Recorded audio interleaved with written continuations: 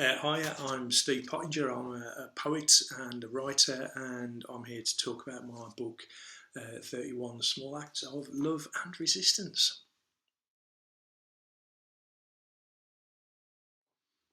I love performing.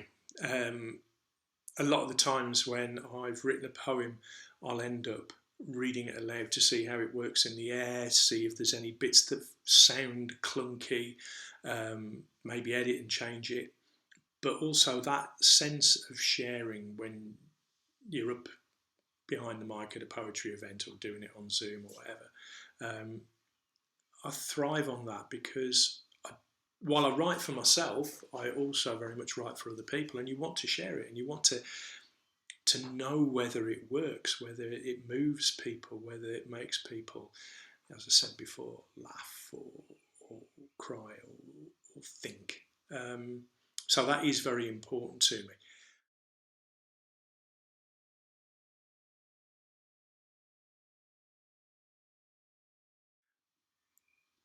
Are there any poems in the book that I haven't read? I had a look through, and to be quite honest, I think in performance over the past year, I've probably read all but one or two of these pieces.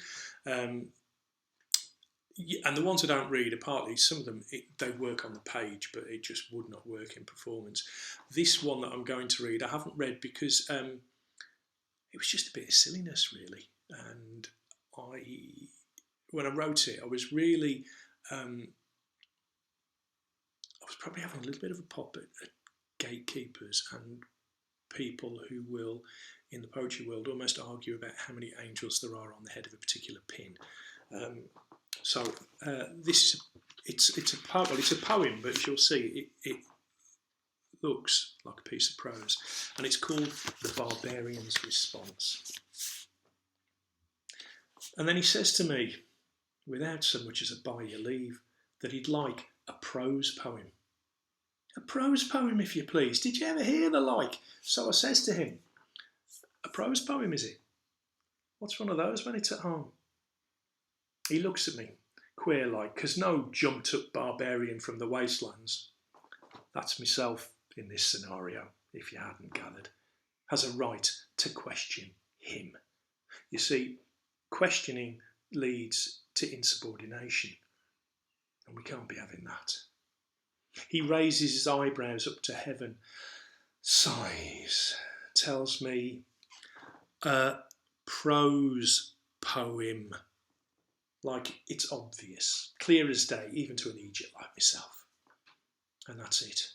Me dander's up. There's red, and I'm seeing it. I take a good gulp of the black stuff, square my shoulders, and let rip. Tell me, smart ass, I says, jabbing my finger at him.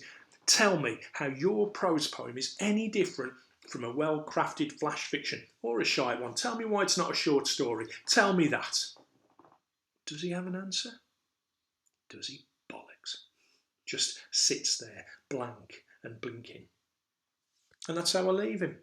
Mouth opening and shutting and opening again while he tries to get a handle on what happened. And he can stick his prose poem up his corduroy trousered. A pint, you say? That's very kind. I shouldn't, but go on, I will. The same again. Good man yourself. I'm gasping.